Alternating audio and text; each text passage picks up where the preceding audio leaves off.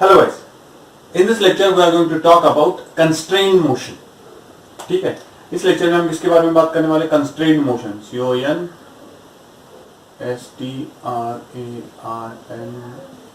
कंस्ट्रेन्ड motion. ठीक है ना, constrained motion. What is mean by constrained motion?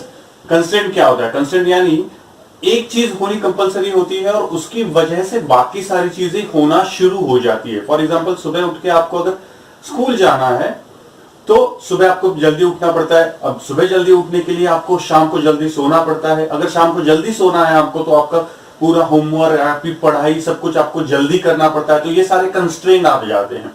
तो सिमिलरली कंस्ट्रेंट मोशन में होता क्या है कि कंस्ट्रेंट मोशन में एक चीज इंपॉर्टेंट होती है, एक चीज एक्चुअली होती है और उसकी वजह से बाकी सारी चीजें जो होती है वो करना मूव होना शुरू हो जाती है। कंस्ट्रेंट मोशन यानी फोर्स एक चीज पे लग रहा है कि जिस फोर्स की वजह से एक पर्टिकुलर चीज मूव हो रही है, लेकिन उस एक मूविंग चीज की वजह से बाकी सारी चीजें मूव होना कंपलसरी हो जाता है, because they are connected with each other. So इस टाइप की मोशन को हम कंस्ट्रेंट मोशन कहते हैं। कंस्ट्रेंट मोशन के बाद हम पढ़ने वाले हैं NLM, Newton's laws of motion. तो पहले कंस्ट्रेंट मोशन पढ़ लेते हैं, उसके बाद will go for Newton's laws of motion.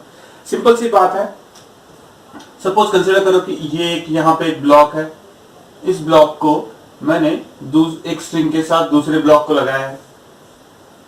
ठीक है, अब हुआ ये कि ये वाला जो ब्लॉक है, इस वाले ब्लॉक को मैंने फोर्स लगाया और ये भागने लगा 10 मीटर पर सेकेंड से। अब ये अगर 10 मीटर पर सेकेंड से भाग रहा है तो ये वाला ब्लॉक कितनी स्पीड से भाग रहा होगा और किस डायरेक्शन में भाग रहा होगा? सर कॉमन सेंस है। सर कॉमन सेंस से मुझे क्या समझ में आ जाता है, अगर ये 10 मीटर पर सेकंड से भाग रहा है तो ये भी 10 मीटर पर सेकंड से उसी तरफ भाग रहा होगा। ठीक है, अब ये उस तरफ भाग रहा होगा। ये वाला जो आपने कॉमन सेंस लगाया, this is nothing but the constrained motion. ये क्या है? Constrained motion. यानी अब देखिए, ये वाला अगर पूरा का पूरा ब्लॉक है, अगर ये ब्लॉक भाग रहा है तो इसका मतलब ये जो स्ट्रिंग है, इस स्ट्रिंग का ये वाला पॉइंट भाग रहा है, उसकी वजह से ये वाला पॉइंट, ये वाला पॉइंट, ये वाला पॉइंट, ये वाला पॉइंट, ये वाला पॉइंट, ये सारे पॉइंट का स्पीड कितना है? 10 मीटर पर सेकंड। किस डायरेक्शन में? उस डायरेक्शन में। अब यहां पे ये वाला पॉइंट अगर मैंने देखा तो ये स्ट्रिंग का पॉइंट और ये वाला जो ब्लॉक है, इस ब्लॉक का ये पॉइंट एक दूसरे के साथ कनेक्टेड है। ठीक है, तो ये वाला स्ट्रिंग का पॉइंट जो है वो इस ब्लॉक को उस तरफ खींचने की कोशिश कर रहा है और ये वाला ब्लॉक जो है वो भी उस तरफ जाने की एबिलिटी रखता है। तो इसकी वजह से, इस स्ट्रिंग की वजह से ये वाला ब्लॉक उधर चला गया। अब यहां पे एक क्वेश्चन ऐसे आ जाता है कि सर ये पूरा जो स्ट्रिंग है, इस पूरी स्ट्रिंग में हर एक पॉइंट जो है, हर एक पॉइंट का जो स्पीड है वो कितना है? 10 मीटर पर सेकंड। अगर नहीं होगा तो, यानी एक स्ट्रिंग अगर है तो एक स्ट्रिंग में इस पॉइंट की स्पीड अगर मैं कंसीडर करूं 2 मीटर पर सेकंड और इस पॉइंट की स्पीड कंसीडर करूं अगर मैं 1 मीटर पर सेकंड, तो क्या होगा sir? Is it possible? It is not. It is not possible. Basically not possible इसका मतलब क्या है? इसका मतलब ये है कि ये वाला पॉइंट अगर 2 मीटर पर सेकंड से भाग रहा है, ये वाला पॉइंट अगर 1 मीटर पर सेकंड से भाग रहा है, तो बेसिकली ये स्ट्रिंग टूट चुकी है। ठीक है, स्ट्रिंग कंस्ट्रेंट हमें क्या बताता है? स्ट्रिंग कंस्ट्रेंट हमें ये बताता है कि in a string along the string, in a string along the string, the speed of each and every point is same. ये पूरी की पूरी अगर स्ट्रिंग एक कंसीडर कर रहे हैं हम लोग, तो हर एक पॉइंट पे along the string speed same है। along the string speed same है। हम इसे क्या कहते हैं? कंस्ट्रेन्ड मोशन। और ये स्ट्रिंग कंस्ट्रेंट है। तो ये वाला जो है ना स्ट्रिंग कंस्ट्रेंट है। हम तीन टाइप के कंस्ट्रेंट पढ़ने वाले, एक है स्ट्रिंग कंस्ट्रेंट, दूसरा है पुली ब्लॉक कंस्ट्रेंट और तीसरा पढ़ने वाले हैं हम लोग वेज कंस्ट्रेंट। ठीक है ना, तो ये तीन कंस्ट्रेंट हम पढ़ने वाले हैं, ठीक से देखना। तो ये स्ट्रिंग कंस्ट्रेंट में एक स्ट्रिंग कंस्ट्रेंट का रूल क्या होता है? स्ट्रिंग कंस्ट्रेंट में at each and every point the speed of the object, speed of the each and every point along the string is always same. along the string is always same. यानी suppose अगर ये string अगर है, ठीक है ना, तो ये स्ट्रिंग का ये वाला जो पॉइंट है, ये अगर 5 मीटर पर सेकंड से जा रहा है तो ये वाला पॉइंट भी ऊपर की तरफ along the string 5 metre per second से ही जा रहा है। Getting the point? समझ में आ रही है बात? अगर ऐसे नहीं होगा तो स्ट्रिंग ऑलरेडी टूट चुकी। ठीक है ना। तो स्ट्रिंग कंस्ट्रेंट का पहला रूल क्या है? स्ट्रिंग कंस्ट्रेंट का पहला रूल ये है कि स्ट्रिंग कंस्ट्रेंट में हम speed of each and every point we consider speed of each and every point along the string is same. ये पहला कंस्ट्रेंट है। दूसरा कंस्ट्रेंट क्या बताता है? दूसरा कंस्ट्रेंट मुझे ये बताता है कि whatever the string we are considering for our syllabus in our consideration we are considering all those strings as inextensible and massless. हम उनको क्या कंसिडर कर रहे हैं? इनएक्सटेंसिबल, जिनको खींचा नहीं जा सकता, जिनकी लेंथ बढ़ नहीं सकती। So we are considering them inextensible. और दूसरा हम उसको क्या कंसिडर कर रहे हैं? मासलेस।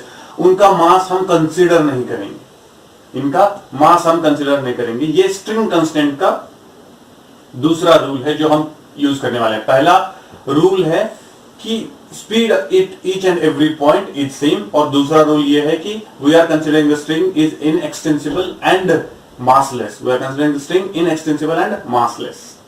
ठीक है, उसका मास नहीं है, मासलेस कंसिडर कर रहे हैं। फाइन।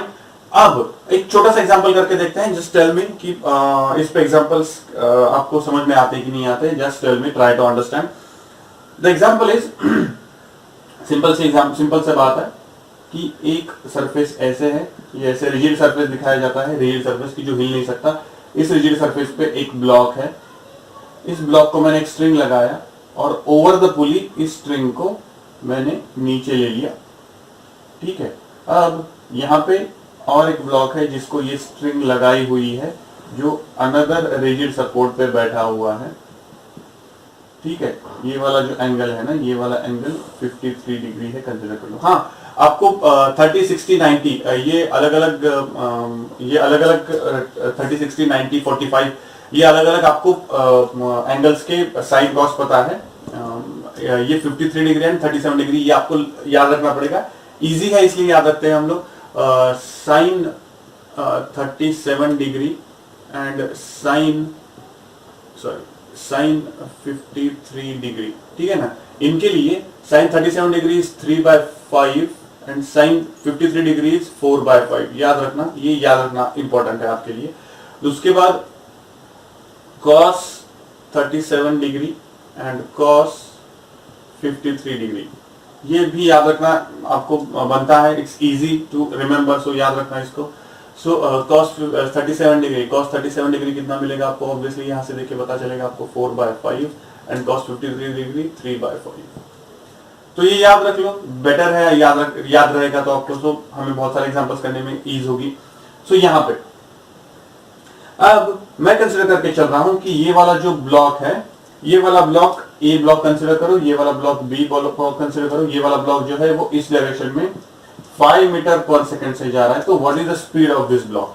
तो पहले मोशन को कंसिडर कर लेते कि ये मोशन हो कैसे रही है। ठीक से देखना, ये मोशन हो कैसे रही है। तो ठीक से देखो, यहाँ पे ये वाला जो ब्लॉक है, ये वाला ब्लॉक इस डायरेक्शन में जाने की कोशिश कर रहा है ओवर द पुली। ये वाला यहाँ पे कनेक्टेड है, तो ये वाला ब्लॉक जो है वो इसको खींचेगा, इस वाले नीचे वाले ब्लॉक को खींचेगा। जैसे ही वो नीचे वाले ब्लॉक को खींचेगा, ये वाला ब्लॉक इधर जाने की कोशिश करेगा। लाइक आप छोटे छोटे बच्चे नहीं होते हैं, वो एक छोटी सी गाड़ी लेते हैं, गाड़ी को पकड़ा हुआ होता है, वो टेढ़ा खींच रहे हैं लेकिन वो गाड़ी तो सीधी जा रही है। ठीक है ना, तो ऐसे खींचते हैं उस गाड़ी को, लेकिन गाड़ी तो ऐसे जाती है। ठीक है ना, आपने बचपन में भी किया होगा। So that's how it is going to work कि आप इसको खींच तो ऐसे रहे हो लेकिन जाएगा ये ऐसे। तो you are asked to find out the speed of block B. Speed of block B, ये जमीन छोड़ेगा नहीं। ठीक है ना, ये रिजिड सपोर्ट जो है, इस रिजिड सपोर्ट को छोड़ेगा नहीं। It will continue in this direction. अगर ये कंटिन्यू इस डायरेक्शन में कर रहा है तो इसकी स्पीड फाइंड आउट करनी है। ठीक है, तो आप ठीक से देखो, यहाँ पे ये वाला जो ब्लॉक है, इस वाले ब्लॉक का हर एक पॉइंट का स्पीड कितना है? 5 मीटर पर सेकंड। देखो याद रखना, हम रिजिड बॉडी डायनामिक्स पढ़ रहे हैं। रिजिड बॉडी डायनामिक्स यानी सारी की सारी रिजिड बॉडी जो है, उस बॉडी में हर एक पॉइंट जो होता है उस पूरे की पूरी बॉडी में किसी भी दो पॉइंट के बीच का डिस्टेंस इज ऑलवेज सेम। हम उसे क्या कहते हैं? Rigid body. तो ये वाली जो बॉडी है, ये रिजिड बॉडी है। अगर ये रिजिड बॉडी है तो इस पूरी बॉडी का स्पीड कितना है? 5 मीटर पर सेकंड। इसका मतलब ये वाला जो पॉइंट जहां पे स्ट्रिंग कनेक्टेड है, उसका स्पीड कितना होगा? 5 मीटर पर सेकंड। तो स्ट्रिंग के साथ बाजू में स्ट्रिंग भी कनेक्टेड है। ठीक है, इस ब्लॉक का पॉइंट जो है उसको कनेक्टेड क्या है? स्ट्रिंग भी कनेक्टेड है। तो ये वाला जो स्ट्रिंग है, इसका स्पीड कितना होगा? 5 मीटर पर सेकंड। किस डायरेक्शन में? इसी डायरेक्शन में। गेटिंग द पॉइंट, इसी डायरेक्शन में वो 5 मीटर पर सेकंड से जाएगा। तो ये पूरा का पूरा स्ट्रिंग जो है वो 5 metre per second along the string जा रहा है। इसका मतलब ये वाला पॉइंट अगर कंसीडर करूंगा तो इसका स्पीड कितना होगा? इस डायरेक्शन में 5 मीटर पर सेकंड।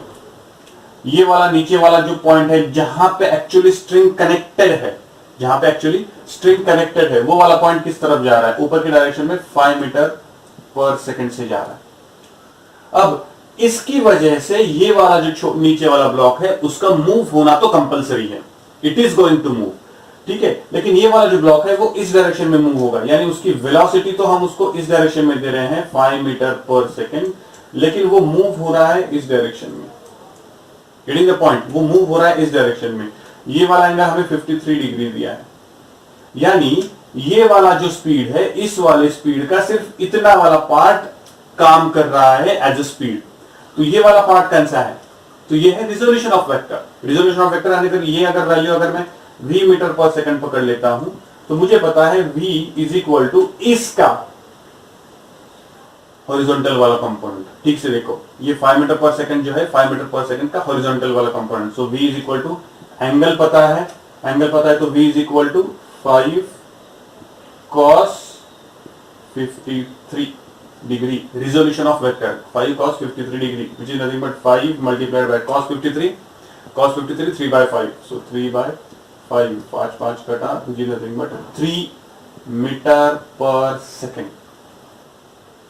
यानी इसकी वजह से ये मूव तो हो रहा है, लेकिन पूरा का पूरा उस डायरेक्शन में मूव हो रहा है। अगर ये पूरा का पूरा उस डायरेक्शन में मूव होता तो हम कहते कि उसकी स्पीड कितनी है? 5 मीटर पर सेकंड। लेकिन नहीं, वो सिर्फ इस डायरेक्शन में मूव हो रहा है इस वेलोसिटी की वजह से। यानी ये पूरी जो वेलोसिटी है पूरी की पूरी काम नहीं कर रही है, उसका छोटा सा कंपोनेंट काम कर रहा है। वो कंपोनेंट कौन सा है? हॉरिजॉन्टल डायरेक्शन में। तो वो कितना है? तो v is equal to 5 cos 30 5 multiplied by 3/5 is equal to 3 metre per second. यानी ये वाला जो ब्लॉक इस डायरेक्शन में जाएगा वो कितनी स्पीड से जाएगा? 3 मीटर पर सेकंड की स्पीड से जाएगा। Getting the point? ठीक है। और एक छोटा सा एग्जांपल करते हैं।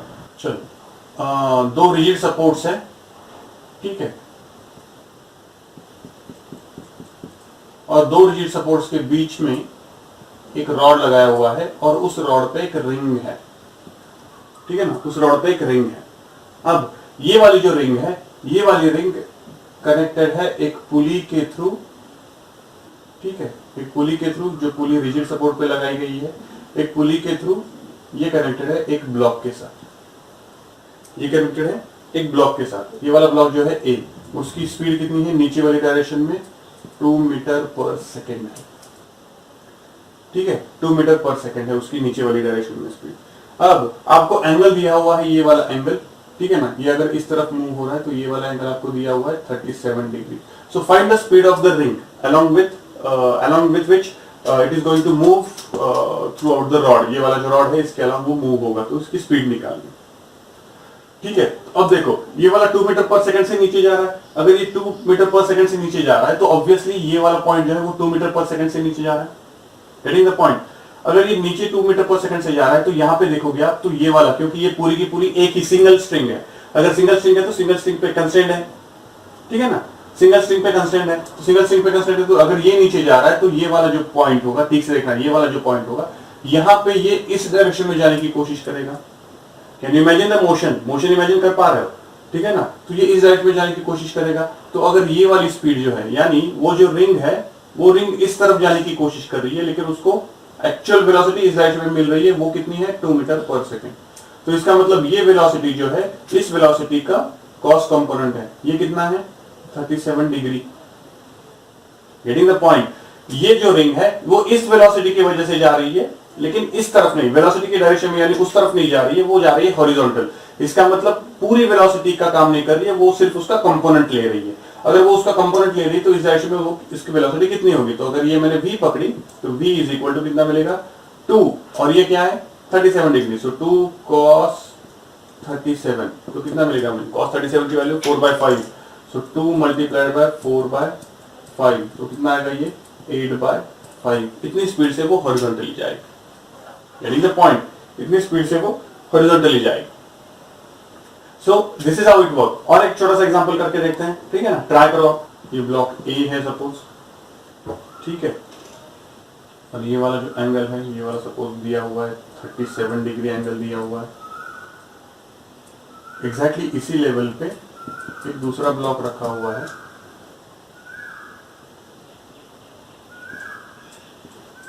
ये वाला ब्लॉक बी ब्लॉक है, और ये वाला एंगल दिया हुआ है 53 डिग्री। ठीक है, तो ये वाला अगर ब्लॉक ए ब्लॉक जो है वो ए ब्लॉक इस डायरेक्शन में जाने लगे 5 मीटर पर सेकंड से, देखो ये वाला ब्लॉक इस तरफ जा रहा है 5 मीटर पर सेकंड से, तो इसकी स्पीड फाइंड आउट करनी है आपको, ठीक है ना। तो ये तो समझ में आ गया कॉमन सेंस है कि अगर ये इस तरफ जाने की कोशिश करेगा तो ये स्ट्रिंग के थ्रू ये भी इस तरफ जाने की कोशिश करेगा, ठीक है। तो अब ठीक से देखना, तो अब ये वाला जो ब्लॉक है वो वाला ब्लॉक इस तरफ जाने की कोशिश करेगा, तो ये स्ट्रिंग जो है वो खिंच जाएगी। लेकिन आप ठीक से देखो कि ये वाला ब्लॉक अगर इस तरफ जाने की कोशिश कर रहा है 5 मीटर पर सेकंड से, ये वाली जो स्ट्रिंग है वो भी इस तरफ जाने की कोशिश करेगी, ठीक से देखना, इस तरफ जाने की कोशिश करेगी, लेकिन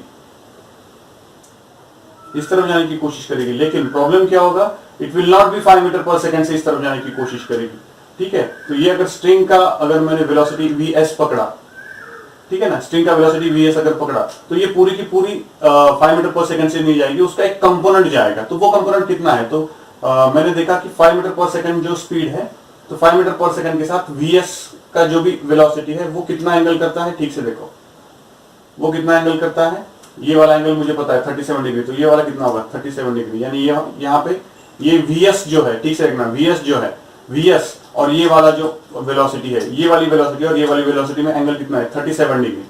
किस तरफ जा रही है, इस तरफ, नीचे की तरफ जा रही है, नीचे की तरफ, ठीक है ना, यानी ये वाली स्ट्रिंग की वेलोसिटी है, ठीक से देखना। तो ये वाला वेलोसिटी कितना होगा 5 cos 37, यानी कितना होगा 5 multiplied by cos 37 4/5, so 4/5 which is nothing but 4 metre per second. ये किसकी स्पीड आई, ये किसकी स्पीड आई, ये स्पीड आई स्ट्रिंग की, ये वाली जो स्ट्रिंग है वो इस तरफ 4 मीटर पर सेकंड से खींच रही है, गेटिंग द पॉइंट, ठीक है ना। ये 4 मीटर पर सेकंड से इस तरफ खींच रही है, तो ये अलोंग यहाँ पे सभी जगह पे उसकी स्पीड अलोंग स्ट्रिंग कितनी होगी 4 मीटर पर सेकंड। वही स्ट्रिंग इस तरफ से इस तरफ आ रही है, तो इसका मतलब ये वाला जो पॉइंट है यहाँ पे इसकी स्पीड इस डायरेक्शन में कितनी होगी 4 मीटर पर सेकंड, ठीक है ना, 4 मीटर पर सेकंड। तो ये वाला जो पॉइंट है, अगेन इस वाले पॉइंट पे उसकी स्पीड कितनी होगी ऊपर वाली डायरेक्शन में, अगेन 4 मीटर पर सेकंड। यानी ठीक से देखो, ये वाला पॉइंट अगर मैंने पकड़ा तो यहाँ पे इसकी स्पीड इस डायरेक्शन में कितनी है, सॉरी इसकी स्पीड इस डायरेक्शन में निकालनी है और स्ट्रिंग की इस डायरेक्शन इसकी स्पीड पता है 4 मीटर